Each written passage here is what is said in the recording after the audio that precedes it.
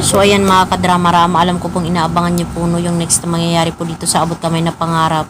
Dahil sobrang nakakatiis na nga po no, at saka nakaka-excite na nga din po talaga yung pinapakita talaga ni Director. Dahil nga po sa mga bago nga pong karakter po talaga, mga rules na gaganapin talaga ng mga bagong nagsisidatingan dito no. At alam naman po talaga natin kung ano talaga yung plano talaga ni Moira, dahil nga po itong si Moira ay nagpanggap nga po talaga, dineclare nga po niya na patay na nga po siya no, pero yun ang hindi talaga alam ng buong tanyag talaga, na buhay pa talaga siya.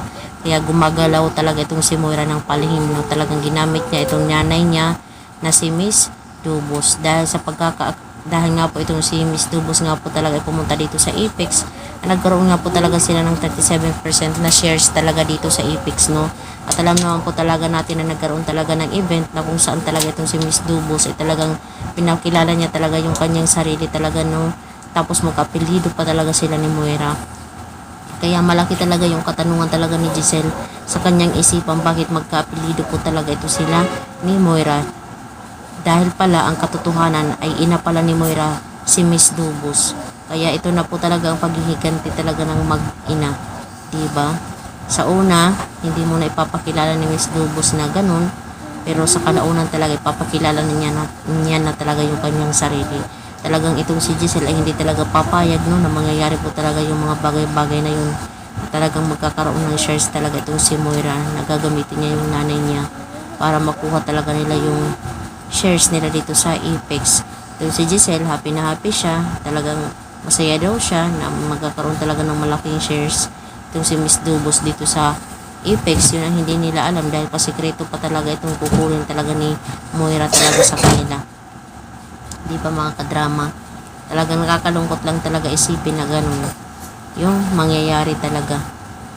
Kaya itong si Moira, sana nga lang po no, maging successful siya talaga sa kanyang mga plano, pero hindi talaga hayaan niya ni Giselle, nila RJ talaga sa kanila Ana din na makuha talaga nila yung Apex, dahil alam naman po talaga natin na yun talaga ang plano talaga ni Moira, na makuha talaga yung Apex. So mga kadrama-rama, sino ba ang dito sa inyo yung sang-ayon na itong si Miss Dubos sa ina ni Moira? Diba? Talagang hinahinay na talaga na nagpapakilala sila no. Nalalaman na natin kung sino yung mga kapamilya talaga ni Moira. At alam naman po talaga natin na yun din talagang gusto talaga ni Director no. Talagang palabas talaga siya ng ibang tao para hindi mo na malaman nila na buhay pa talaga itong si Moira.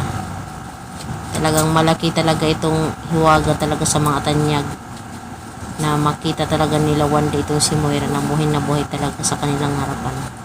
Diba? So mga kadrama, maraming salamat again sa lagi yung panonood ng aking video. Huwag niyo po kalimutan na i-like, i-share, tsaka i-subscribe po yung aking channel, dahil malaking tulong po talaga ito. And abang-abang na lang po tayo mga kadrama sa next na mangyayari po dito sa Abot Kamay na Pangarap. Dahil alam naman po talaga natin na malapit na din talaga yung pagtatapos nito. Abang-abang lang po tayo, wag lang po tayong mapagod. So yun lang po, maraming salamat again. Bye mga kadrama.